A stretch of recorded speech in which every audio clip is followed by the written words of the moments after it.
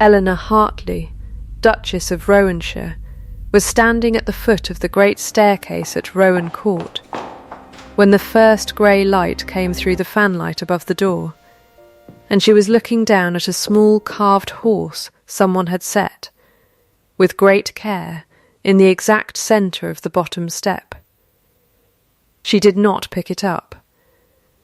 She did not call for a servant. She did not go up to wake her husband, though she could hear, faintly, the sound of his horse being led round to the stables at that very hour, hoofs loud in a house that had been silent all night. She crouched instead, skirts pooling on the cold stone, and turned the little painted horse until its blind wooden eye faced the door he would soon walk through. By morning she would know exactly what she meant to do with what she had learned, and it would not be what anyone in that county expected of a woman so plainly, so publicly, made to feel like furniture in her own home.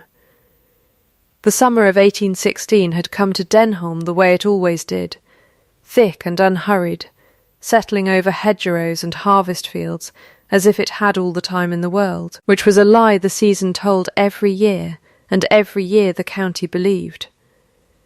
2 years before that morning on the staircase, Eleanor Aldridge had married Julian Hartley, 7th Duke of Rowanshire, in a ceremony that the county agreed was sensible rather than romantic.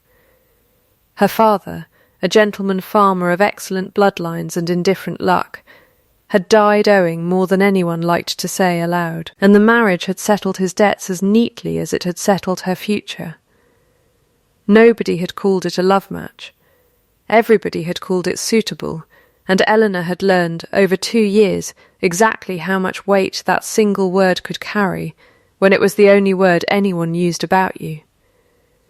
She had brought competence to Rowan Court the way some brides brought linens. She kept the household books in a hand steadier than the steward's.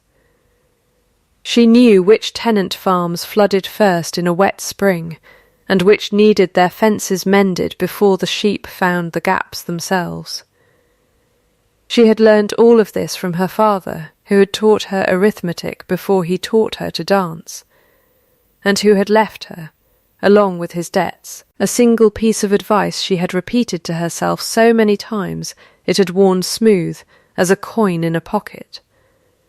Paper remembers what people forget, he used to say, tapping the ledger with one blunt finger. People will lie to your face, Eleanor. Paper does not know how.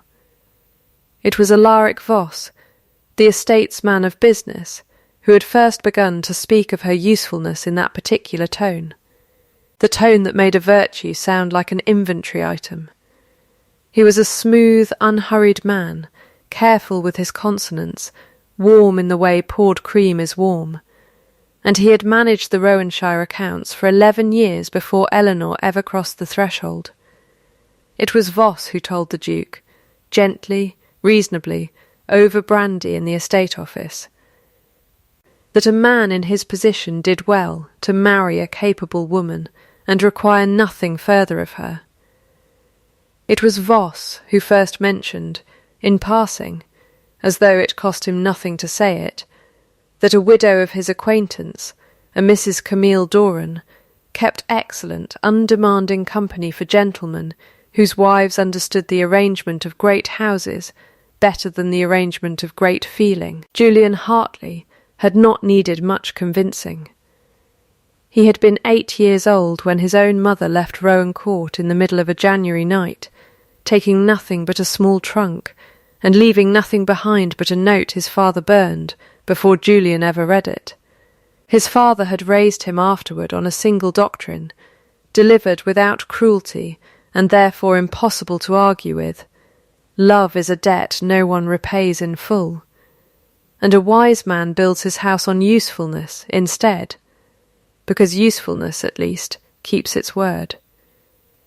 Julian had grown into a duke who managed his estate with real skill and his marriage with none at all, and he had never once, in 2 years, examined why the distance felt safer than the alternative. The overheard verdict came on an ordinary Tuesday, through a study door left a hand's width open. Eleanor had come to bring the quarterly rent book and stopped in the corridor at the sound of her own name. "She is suitable," Voss was saying. "You need not trouble yourself further, Your Grace. I do not think she requires you to love her, only to be useful to her in return, and you have managed that admirably." "I do not require her to be more than useful," Julian said. "It is enough." Eleanor had stood in the corridor with the rent book against her chest, and had not made a sound. She had not wept. She had not knocked. She had walked back the way she had come and set the book down on the hall table with both hands, very steadily, the way a woman sets down something she does not trust herself to hold much longer. That had been 8 months before the morning on the staircase. In between there had been dinners eaten in a silence, so practised it barely registered as silence any more. And there had been Alice. Alice Hartley was 5 years old, and had her father's grey eyes, and her mother's habit of watching a room before she spoke in it. She had asked her father, 3 weeks before that dawn, whether he might come to breakfast on her birthday instead of riding out early, and he had said he would try, in the voice men use when they have already decided not to. He had, however, ridden into the village that same week, and commissioned from Wilkins the carpenter a small horse, carved from applewood and painted dapple grey to match the real pony she was not yet old enough to ride. It was, by any measure, a kindness. It was also, Eleanor thought later, the exact shape of the man's failure. He could buy love in objects far more easily than he could spend an evening delivering it in person. On the night before her birthday, Alice had carried the horse to the top of the stairs and sat there in her nightgown, feet bare on the runner, waiting to show her father the moment he came home, because she had been told, vaguely, that he was dining out and would return before she slept. She had waited past the hour the housemaid came to fetch her, past the hour Mrs. Pruitt, the housekeeper, came up herself, with a candle and a scolding that softened the moment she saw the child's face. She had waited, in the end, until she understood, in the wordless way children understand these things before anyone explains them, that he was not coming, not that night, not for her. She had set the horse down on the bottom step instead, facing the door, and gone to bed without being carried. Eleanor learned all of this from Mrs. Pruitt at 5:30 in the morning, standing in her nightclothes in a hallway, gone the colour of ash before sunrise. And she had gone down the stairs herself to see it with her own eyes before she allowed herself a single thought about what it meant. She counted the minutes she permitted herself for what came next, as she always did, against the mantel clock in the small parlour, 10 of them, no more. Her father's old rule turned into her own iron one. When the 10 minutes were spent she stood, smoothed her skirts, and went to make certain the child was sleeping, and not merely pretending to. She was sitting on the edge of Alice's bed, her daughter's hand loose and warm in her own, when she heard the horse in the yard below, and the front door, and her husband's step on the flagstones, unhurried, unashamed, a man arriving home from an ordinary night's ordinary business. She did not go down to meet him. She sat exactly where she was, and listened to him climb the stairs, and she heard, very clearly through the old floorboards, the moment his footsteps stopped. He had found the horse. There was a long silence, longer than the house usually allowed itself, and then his footsteps went on, more slowly than before, toward his own rooms rather than hers. Eleanor sat with her daughter's hand in hers and thought, with the particular clarity of a woman doing arithmetic she has done many times before, and finally trusts the sum of, that she was done waiting to be seen.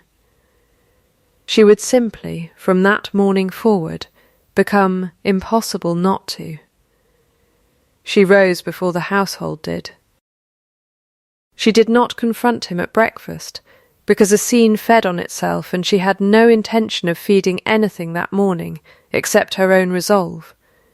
She ate in the small parlour alone, wrote 3 letters, and sent for Mrs. Pruitt, who arrived with her hands folded and her mouth already set in the particular flatness of a woman who has decided which side of a quarrel she stands on before it has properly begun. "You'll want tea, Your Grace, Mrs." Pruitt said. "Not a question." "I want the estate ledgers from the last 4 quarters, Eleanor said. "And I want to know, plainly, whether Mr. Voss has ever once let you check a tenant's receipt against his own book." Mrs. Pruitt considered this with the unhurried suspicion of a woman who had kept a great house's secrets for 30 years and disliked most of them. "Can't say I've ever been asked to," she said. "Can't say that's not curious, now you mention it." It was, Eleanor thought, exactly the right kind of answer. Not proof, a thread. Paper remembers, her father had told her, and she meant, before the season turned again, to make certain something had been written down. The Widdop farm had been arguing with itself for 3 years over a stretch of low pasture that flooded every wet spring, land that sat between 2 tenancies and belonged, on paper, to neither man clearly enough to matter. Voss had let the dispute simmer, collecting a shilling here and there in what he called administrative adjustment, whenever one farmer or the other came to him for a ruling. And nobody had thought to ask why an adjustment should cost money at all. Eleanor rode out to the boundary herself on a grey morning in early June, in boots rather than the half-boots the county thought suitable for a duchess, and stood in the mud with both tenant farmers, while Wilkins the carpenter, who had built half the fencing in the parish, and remembered where every post had ever stood, walked the line with her, pace by pace, and told her exactly where the original survey markers had been before the flood moved them 11 years before. "It is not your land nor his," Eleanor said finally, to the 2 red-faced men glaring past her at each other. "It is the estate's low-water meadow, and it has been for longer than either of your leases. What you are arguing over is who gets to graze it in a dry year, and that is a question with an answer, not a fight." She wrote the answer herself that same week, a rotation schedule keyed to the rainfall records her father had taught her to keep, gave a fair share to each man, and posted it, signed in her own hand, on the door of the parish hall where anyone could read it, and where anyone, crucially, could see that a decision had finally been made, and made without a shilling changing hands to make it.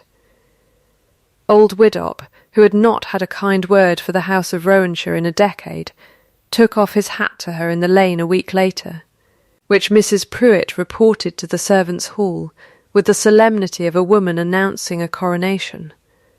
Voss heard of it, smiled thinly, and said nothing at dinner beyond a compliment, so smooth it barely registered as one. Julian, seated at the far end of the long table, watched his wife over the candles for a moment longer than he had watched her in months, and said nothing at all, which was, for him, very nearly a declaration. The fever came to the tenant cottages along the low road in the 2nd week of July, the kind of low, persistent illness that moves through close-set houses in wet summers, and it was Eleanor who organised the broth and the willow bark and the airing of sick rooms before the parish doctor had finished his rounds of the wealthier farms first.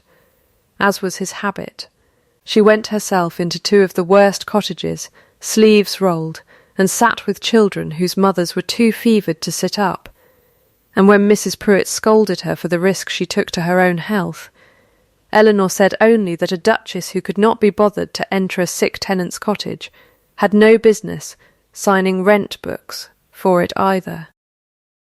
It was in the 2nd of those cottages that she first heard, off-hand, from a woman too tired to guard her tongue.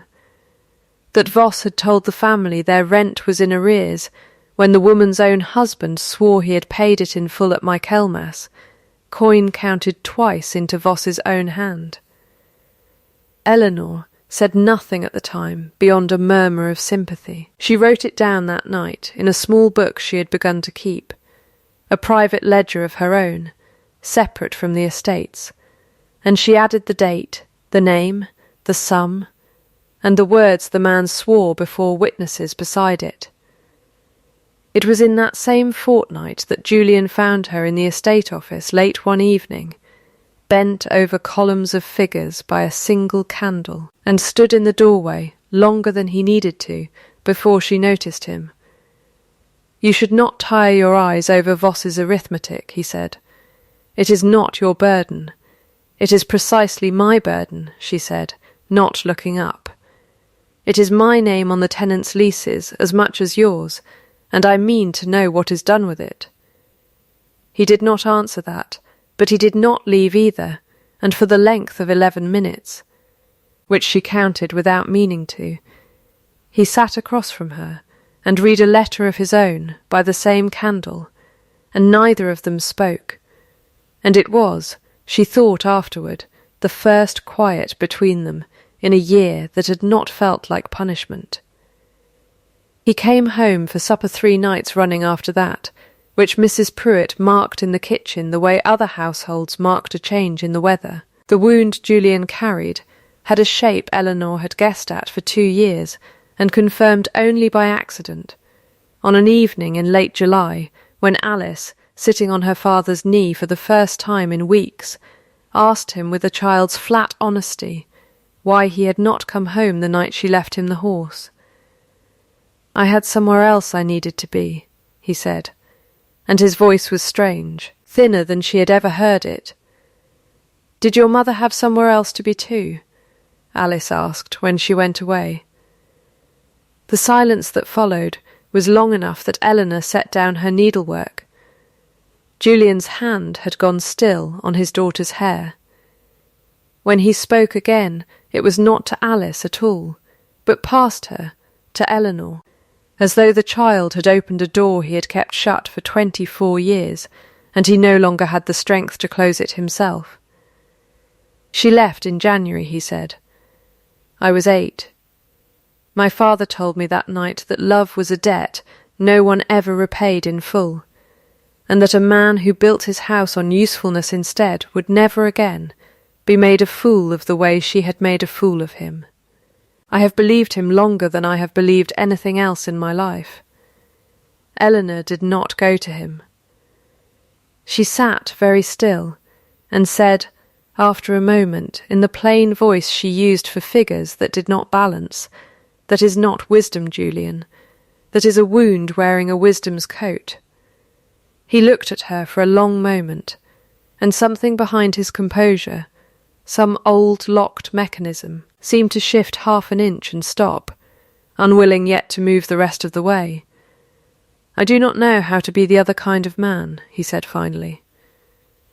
"You will not learn it from a study door," she said, and rose to take Alice up to bed, leaving him alone with the fire and whatever he meant to do with what had just been said aloud in his own house for the first time in his life. Voss, watching all of this compounding warmth from the edges of the household, with the patience of a man who had built his whole fortune on other people's inattention, understood before anyone else did that his particular arrangement was in danger, and moved, quietly, to protect it.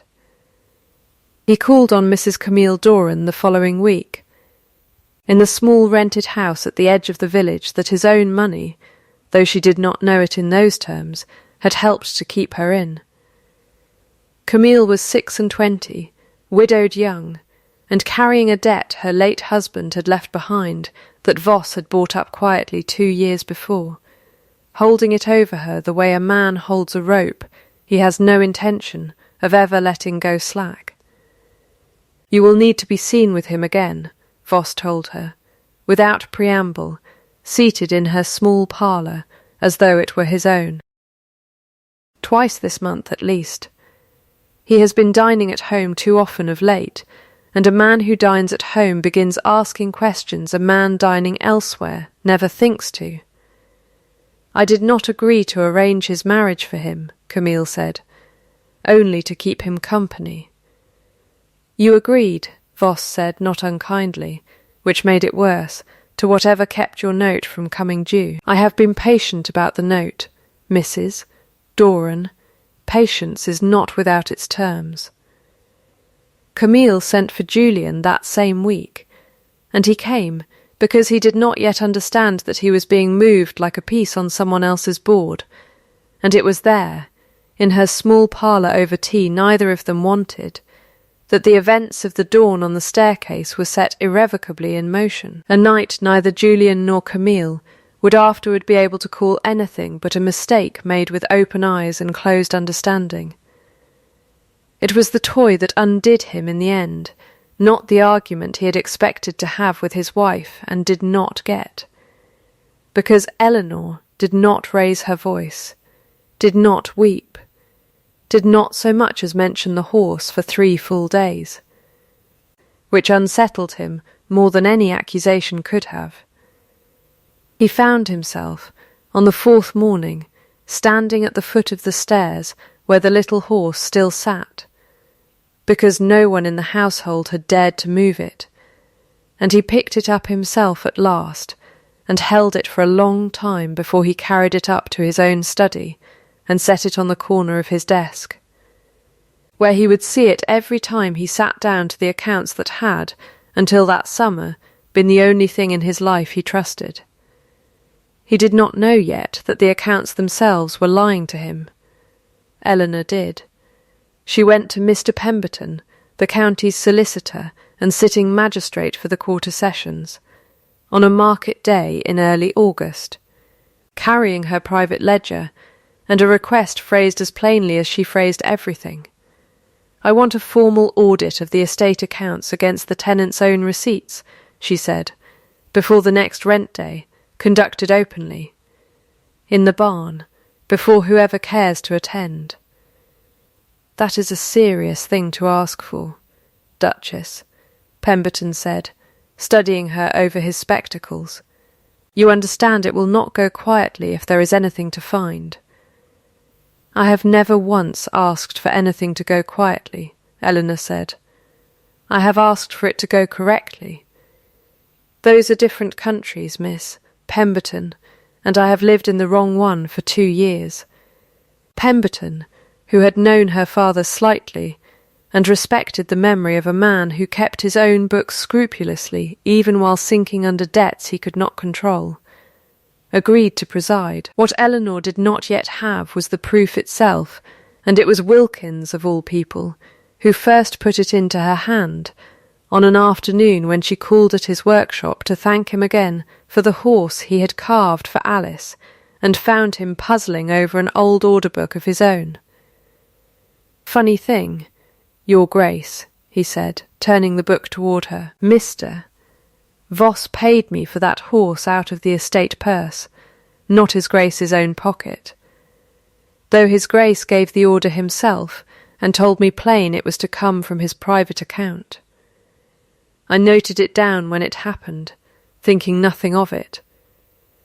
But I've been going back through my books since, on account of a thing my brother said about his rent, and I find Mr. Voss has been paying a fair number of things out of the estate purse that oughtn't to be estate business at all. Show me, Eleanor said, and sat with him for 2 hours by candlelight while he turned page after page of a plain tradesman's ledger, a small, unglamorous, devastating kind of proof, the sort that never occurred to a clever man to falsify, because he had never thought a carpenter's account book worth noticing at all.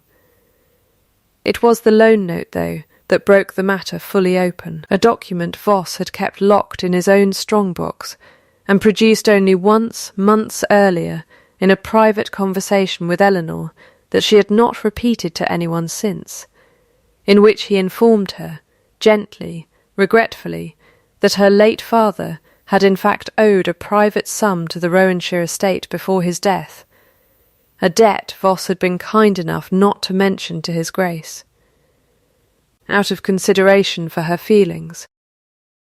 She had believed him, for a time. She had even, in her private ledger, written the sum down with a question mark beside it, because something in the transaction had never sat easily with her memory of her father's own meticulous accounts. It was Pemberton, comparing the note's signature at Eleanor's quiet request against 3 genuine letters of her father's that she had kept in her own writing box since his death, who told her plainly that the hand was close, very close, close enough to fool a grieving daughter, but not close enough to fool a solicitor who had witnessed her father's actual signature on his own will 4 years before. "This was drawn within the last 2 years, Duchess," Pemberton said. "Your father has been dead 5. Whoever wrote this had a sample of his hand to copy from, and copied it carelessly at the crossing of the E." Eleanor sat very still when he told her this, her hands flat on the table, and said only after a long moment, "He used my own grief to keep me quiet." That was the whole of his design. "It very often is," Pemberton said. "Grief makes excellent cover for men who cannot afford to be looked at too closely." Voss, sensing the ground shifting beneath him, though not yet its full extent, moved to strike first. He called on Julian privately, with the ease of 11 years' trusted counsel, and suggested, delicately, that the Duchess's sudden interest in tenant accounts might reflect less a talent for figures than an unbecoming distrust of her husband's oldest servant, and that a wise man did not let a wife's pride unsettle arrangements that had kept his estate solvent for over a decade. He also, in the same week, sent word to Camille Doran that her note would be called due within the month unless certain services continued, a threat she received with a coldness that surprised even herself, because something in her, watching the county's quiet talk of the Duchess's competence, had begun to feel the particular shame of being used as another woman's rehearsed humiliation. Julian, to his credit, did not act on Voss's suggestion. He came instead to the estate office that same evening and asked Eleanor, without preamble, whether there was truth in what she was doing. "There is more truth in it than either of us will enjoy," she said, and showed him, for the first time, the private ledger she had kept since June. He read it by candlelight for the better part of an hour, and when he set it down his hands were not quite steady.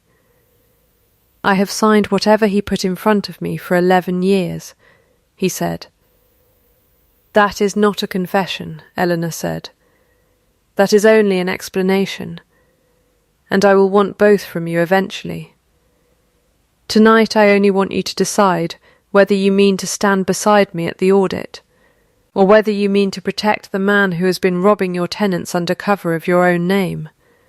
I will stand beside you," he said, and it was the first time in 2 years he had said anything to her that cost him something to say. Rent day came on the last Thursday of August, and the threshing barn at Rowan Court had never held so full a crowd for so quiet a purpose. Tenants stood along the walls with their own receipt books clutched to their chests. Mrs. Pruitt had installed herself near the front, with the settled satisfaction of a woman who intended to enjoy every minute, and Pemberton sat at a plain table, with the estate's official ledger open before him, Eleanor's private ledger beside it, and Wilkins's carpenter's book beside that. Voss arrived composed, as he always was, and remained composed through the first quarter hour, through the recitation of names and sums that matched well enough to bore the room, until Eleanor rose and asked, in the mild, unhurried voice she used for arithmetic that did not balance, whether Mr. Voss might explain why the Widdup rotation dispute had cost each farmer a shilling in administrative adjustment for 3 consecutive years, when no such fee appeared anywhere in the estate's own charter of fees. An oversight in the recording, Voss said easily. A common enough clerical habit. And the carpenter's horse, Eleanor said, paid from the estate purse, though his Grace ordered it from his private account. Was that also a clerical habit, Mr. Voss? The room had gone very quiet. Wilkins, without being asked, stepped forward and set his own plain ledger on the table beside the others, and said, in the flat, unhurried voice of a man who had never once in his life needed to raise it to be believed, that he'd note things down as they happened, plain as day, and would swear to any of it before the magistrate. Then came the Fever Cottage widow, brought by Mrs. Pruitt, though she had not been asked to attend, who stood in her good shawl and said, simply that her husband had paid his Michaelmas rent in full, coin counted twice into Mr. Voss's own hand, and that she had never once seen it entered in any book she was shown after. Voss's composure held through all of this, the way a dam holds through the first hours of a flood, visibly straining but not yet breaking, until Eleanor set the loan note on the table last of all and asked him, quietly, precisely, why her father's signature crossed its E in a manner he had never once used in 4 other letters written in his own hand across the final decade of his life. Something behind Voss's eyes went out, all at once, like a candle pinched rather than blown, and the room, watching a man's whole careful architecture come down in the space of a single silence, understood before he said a word that it was finished. I did what was necessary to secure my position, he said finally, and it was the flattest, least convincing sentence anyone in the barn had heard all morning. You did what was easiest, Eleanor said, and called it necessary so you would not have to call it anything else. Pemberton, when the room's murmur had settled, ruled plainly Voss to be dismissed from all estate business by nightfall, the falsified sums restored to every tenant named, the loan note declared void and burned before witnesses, and the matter, given the absence of any greater harm than theft compounded by cowardice, to end in dismissal and disgrace rather than in the assizes, a mercy Eleanor herself requested, standing before the whole gathered county. He does not deserve gentleness, Pemberton said quietly to her afterward. No, she agreed, but I would rather be the kind of woman who gives it than the kind who could not afford to. Voss left the county within the week, his name unspoken thereafter in any house that mattered, which was its own particular sentence. That evening, with the barn emptied, and the household settling into a quiet unlike any it had known in years, Julian came to Eleanor in the small parlour and said, without being asked, that he owed her the whole of an explanation, and not merely the half of an apology. I know the difference, she said. I have been waiting 2 years for you to learn it. He told her, then, fully, of his mother's departure, of his father's doctrine delivered like scripture over a boy too young to argue with it, of 11 years spent trusting a smooth voice, because a smooth voice asked nothing of him that felt like risk. He told her of Voss's steady encouragement toward Camille, framed always as convenience, never as cruelty, and of his own cowardice in accepting the frame, because it let him avoid the harder work of being fully present in his own house. You said once, Eleanor said, when he had finished, that you did not require me to be more than useful. I heard you say it. I have carried it 2 years. I was wrong, he said. I do not require you to be useful to me at all. I require you. That is the whole of it, and I have only just learned to say the sentence properly. She did not answer him at once. She named her terms instead, plainly, the way she named everything, and he listened to the whole of them without once looking away, that her name would stand beside his on every tenant agreement going forward. that the estate books would be kept jointly and audited openly each year as a standing practice rather than a scandal's remedy, that decisions touching Alice would be made by both of them, or not at all, and that whatever he owed Camille Doran in fairness, for a debt Voss had forced upon her and a role she had been coerced rather than chosen into, would be settled from the very funds clawed back from Voss himself, so that the wrong done to one woman was not quietly absorbed while another woman's grievance was aired in a barn. "That is fair," he said. "It is not generous," she said. "It is only fair. I have found the two are often confused in this house." "All right," he said. "All right, then," she said, and something in the room, for the first time in 2 years, felt less like held breath and more like the beginning of an exhale. Camille Doran came to Rowan Court herself, unbidden, 3 days later, and asked to speak with Eleanor alone, a request that took a courage Eleanor recognised because it mirrored her own 2 years earlier. "I do not ask you to forgive the arrangement," Camille said. "I ask only that you understand I did not choose it freely. Mister, Voss held a debt over me the way a man holds a hand over a candle, close enough to burn if I moved wrong. I am not proud of the shape my compliance took. I am only telling you it was compliance, not desire." "I believe you," Eleanor said, and meant it, because she had learned to read the difference between a woman protecting herself and a woman enjoying her power, and Camille's whole bearing was the first, worn thin with 2 years of quiet shame. "I have arranged an annuity for you," Eleanor said, "out of what was recovered from Voss's own theft. Enough to keep a small shop, if you wish it, in a town far enough from here that no one need know your history unless you choose to tell it." Camille's composure broke then, briefly, in a way Eleanor's never had, and she pressed her gloved hand to her mouth and said, when she could, that she had expected fury, not fairness, and did not know what to do with the second. "Fury is easy," Eleanor said. "Fairness costs more, and lasts longer.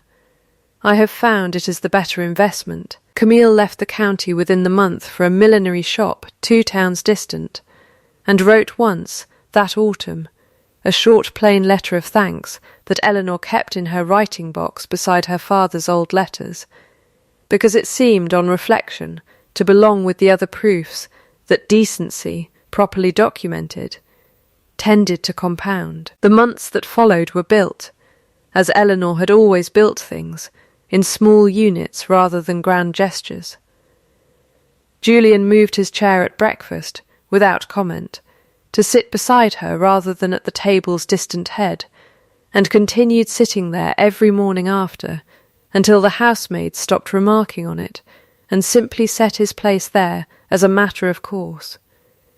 He began pouring her tea before she asked for it, which meant nothing in isolation, and, by October, meant everything in accumulation. He brought the tenant ledgers to her himself each week now, unprompted, and they went through the columns together at the same table where Voss's lies had once gone unquestioned, initialing each page jointly, a habit that outlasted the scandal that had prompted it. There was one evening, in late September, when an old habit reasserted itself without warning.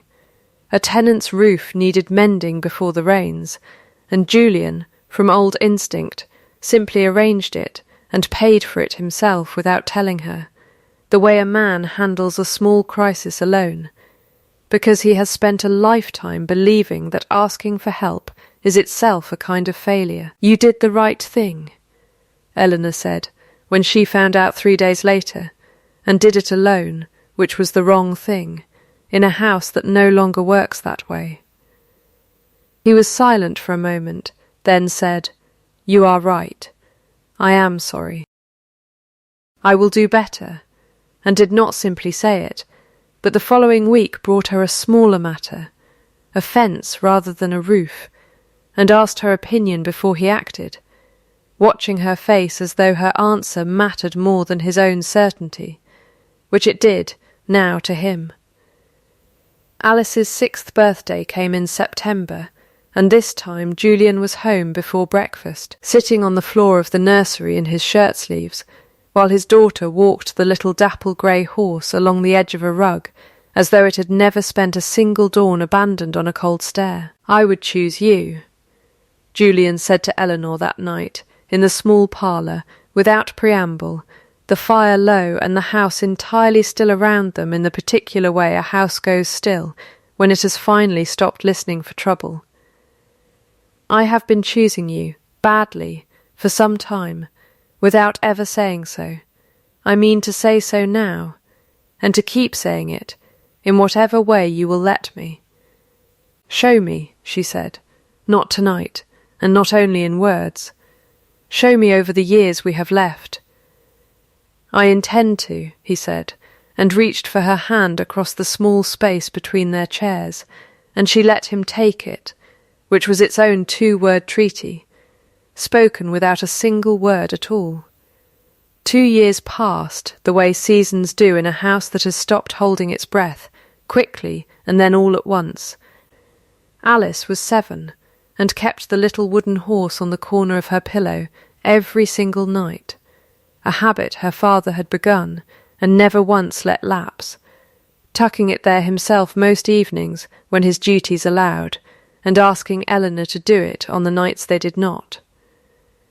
Rowan Court's rent day audit, held openly in the barn each August since the scandal, had become a fixture of the county calendar rather than a memory of disgrace, a custom the tenants had come, without irony, to call simply the Duchess's Day, and one which Julian insisted, in his own quiet way, would outlast them both, written into the estate's own governing charter so that no future steward could ever again mistake a great house's books for a private kingdom.